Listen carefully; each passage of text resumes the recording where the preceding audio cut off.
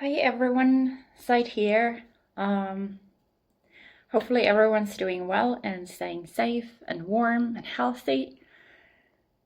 Guess what's happened? So I actually got to order an author copy of my debut novel, my first novel, a bit later because for some reason Amazon Marketplace was not letting me order it. Finally got the English copy of it. For some reason, the Finnish physical copy is not available, and I'm not sure if the digital version of that is available either. But hopefully it is.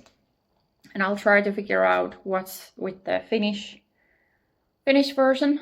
Unfortunately, Finland doesn't have its own Amazon Marketplace. Also, speaking of Amazon, judging by some chatter that I've seen over on Blue Sky, I might in the future explore the possibility of publishing my future novels in some other distribution platforms as well, other than just Amazon.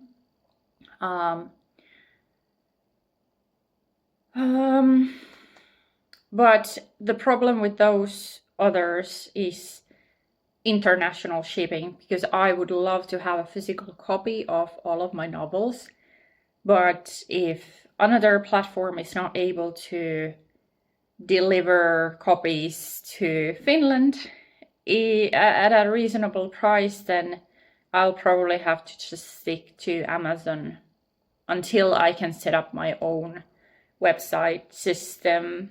You know, that's the goal. At one point to have my own website. I mean, I do have a WordPress blog, but you know, to have a store and stuff like that, and printing and all of that arranged, I'll have to look into it in the future. But anyway, so I got the author copy, and it feels amazing to be holding this thing in my hands, considering how many years I spent procrastinating about even self-publishing. You know, I mean, I've been publishing poetry and a short story collection, and then I've been, you know, posting a fanfiction story, and then in the past I was also posting. But to actually hold my own first novel, it still feels unreal, like I spoke in my last video.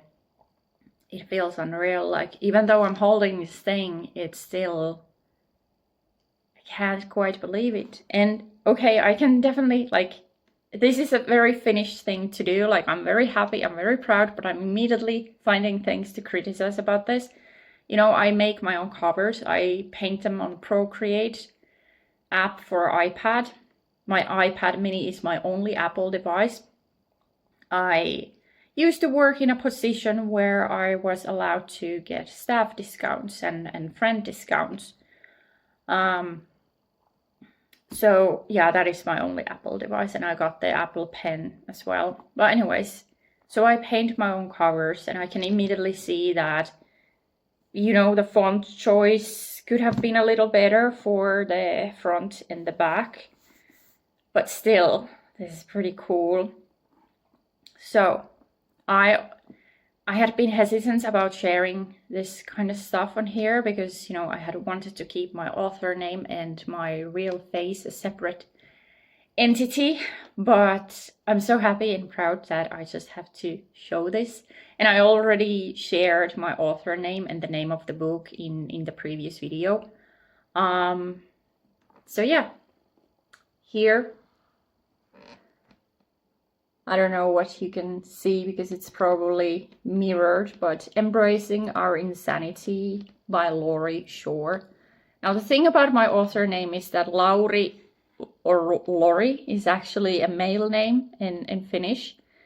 And Shore is a play on one part of my actual surname, like wordplay kind of thing. So I was playing with that idea, and then knowing that Laurie is a female name in English-speaking worlds, then yeah, I chose that name. But yeah, that's the front of it. And I even managed, the spine text has always caused me troubles, especially with the poetry books.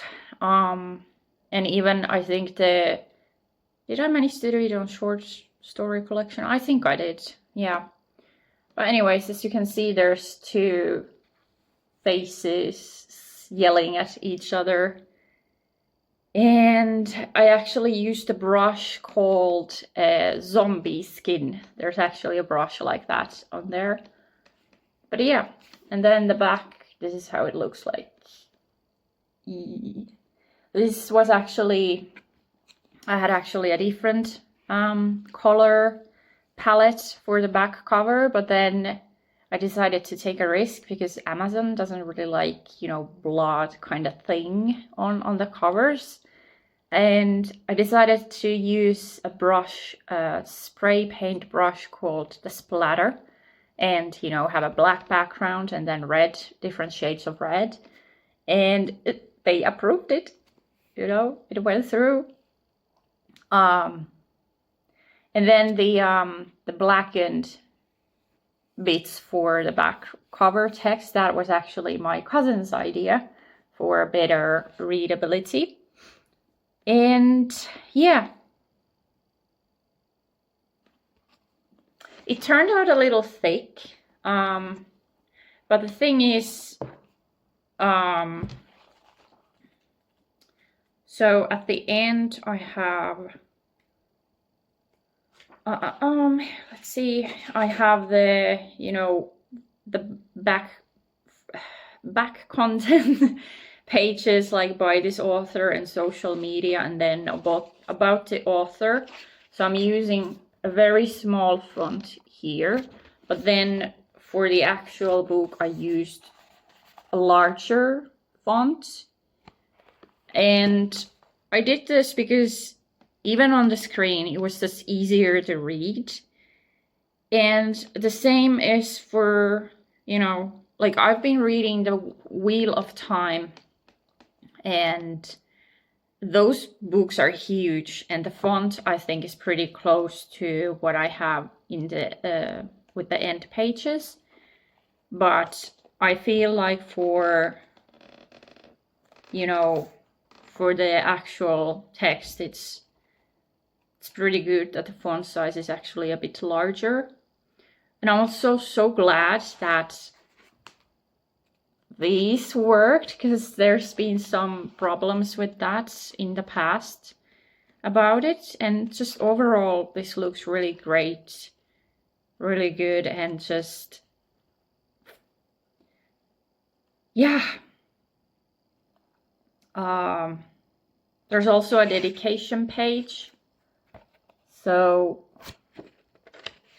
like I mentioned in the previous video, I wrote this story before anyone knew anything about the COVID pandemic. So their dedication page is mentions that, you know, this is to everyone who went through the pandemic, and may we all be able to live in less tumultuous historical times soon, because I think we're all probably tired of all these historical things that keep happening in our world at the time.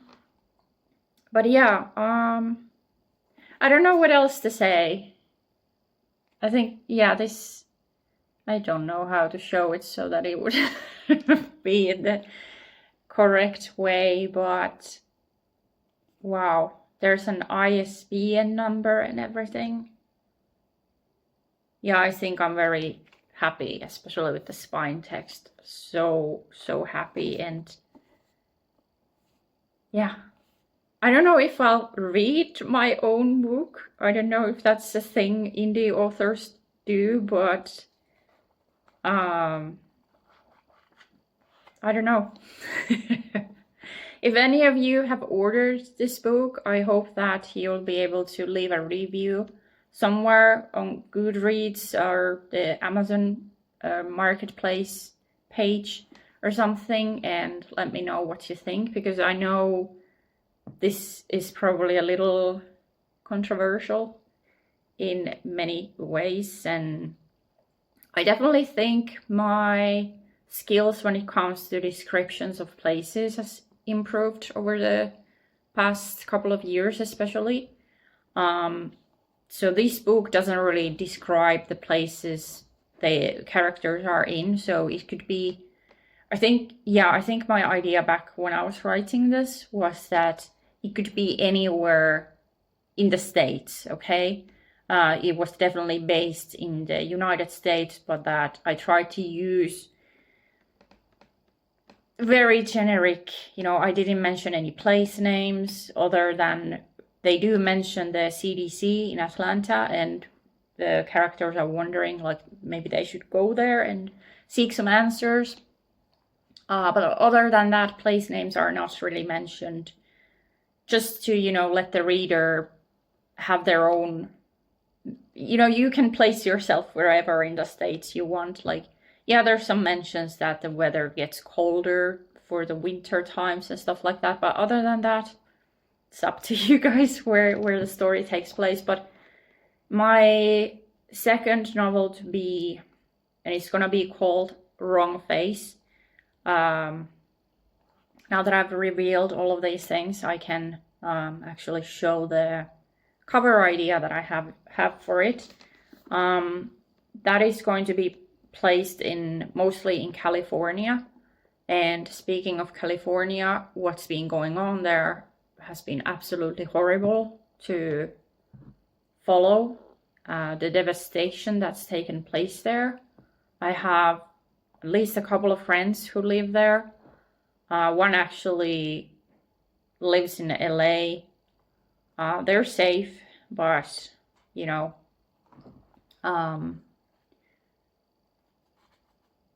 and my other friends in that area are also safe, thankfully. But yeah, kind of a mixed video here, like going from one place to another. But yeah, it's really horrible what's been going on there, and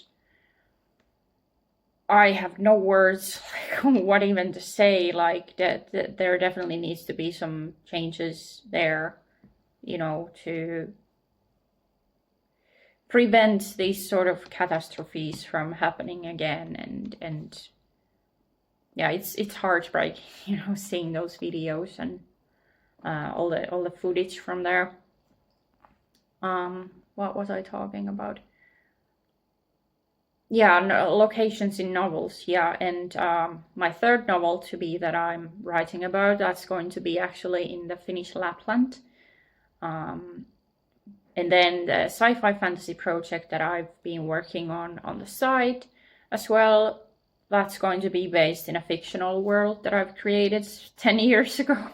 So that place has been, expanding and stuff over the years.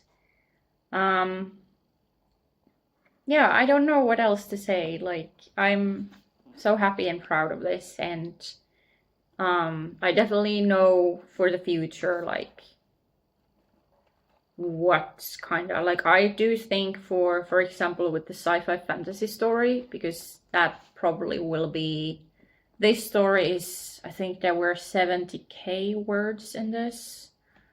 Where's the file? So depending on the word count of the novel, I might have to use a smaller font.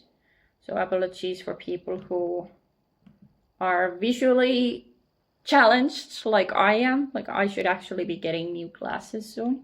Yeah, 71k, more or less. So yeah. Wow. I have done this.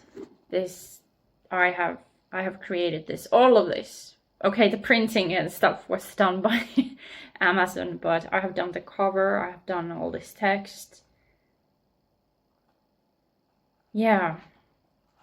And I don't know if I mentioned this in the previous video or other videos where I've talked about this book, but every chapter is divided into 2 parts. the first chapter, part 1, is basically the ending of the story. And then part 2 of chapter 1 is the beginning. And then every part 1 in each chapter is going backwards in time. And then every part 2 in each chapter is going forward. And then in chapter 30, these two timelines meet. Wow. There might be some, for example, I have been struggling to figure out what is the rule. It's been too long since I had grammar lessons in English. So what is the rule if a name ends in S? Like, how do you use the apostrophe thingy there? Like, are you supposed to like have it there and then there's another S? Or like, I do know that with plural words you're not supposed to put the extra S there, but if it's like a person's name and it ends in S, I don't know, but there might be some inconsistencies regarding that, and I'm so sorry for that. I'm gonna figure it out for the next book for sure. But yeah, incredible feeling, you know. Gosh. Anyways, I'm gonna stop rambling. I need to have my lunch break, you know. This actually came in the mail just as I was about to start my lunch break, and now I've spent like 60 minutes talking about my book, my creation. But yeah, I am happy and proud, and hopefully people will be, I can't say enjoying this book because there's some heavy stuff there, but if you do read it, I hope you, well, thank you for reading if you do read, and hopefully you'll find it eye-opening. Maybe that's the good way to put it, instead of saying hope you enjoy it. And yeah, if you experience some of the things that get mentioned in this book, like trauma bonds and other emotional, physical experiences that are mentioned here, then I hope that you know you're not alone. Some of these things are included in the book because I've been through some of these things, not as extremely as in this book, but I've definitely been through some things and experienced quite a lot. And this book, like I mentioned in the previous video, it's pretty much, it's a book about surviving in the zombie apocalypse, but it's also a book about me surviving certain things in the past. But anyway, yeah, now I really need to heat up some food and gobble it down before I have to continue working. But anyways, yeah, thanks for everyone who has already ordered the book, and thanks to anyone who might be interested and orders it and reads it. And yeah, see you guys later, and stay safe, warm and healthy, and laters. Bye.